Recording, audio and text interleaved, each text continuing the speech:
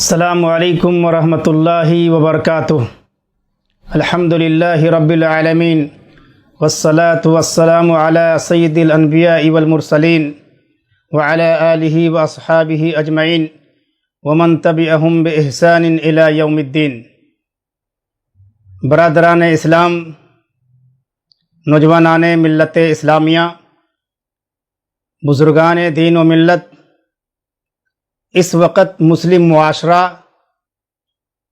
بدعات کے دلدل میں بری طرح پھنسا ہوا ہے۔ بڑی تیزی کے ساتھ سوشل میڈیا پر بدعات کو سنت کے لبادے میں اڑھا کر کے، سنت کی چادر میں لپیٹ کر کے بڑے خوبصورت انداز میں امت مسلمہ کے سامنے پیش کیا جا رہا ہے۔ آپ دیکھیں، اسلام کے 12 مہینوں میں سے کوئی بھی مہینہ ایسا نہیں ہے جو بدعات اور خرافات سے پاک ہو۔ اسلامی سال کی ابتدا ماہ محرم سے ہوتی ہے۔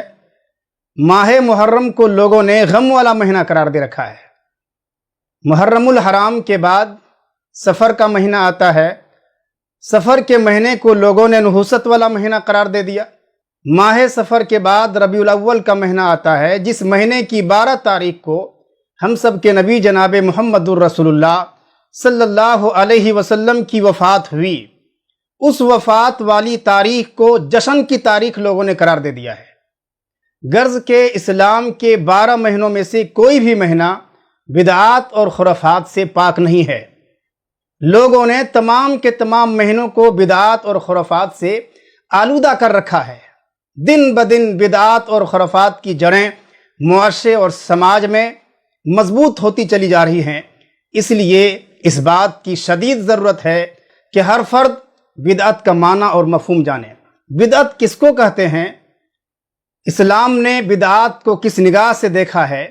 بدعت کے مضرات کیا ہیں؟ اور اسلاف کرام کا اہل بدعت کے ساتھ تعامل کیا رہا ہے؟ انشاءاللہ العزیز آپ کے سامنے دھیرے دھیرے لانے کی کوشش کروں گا۔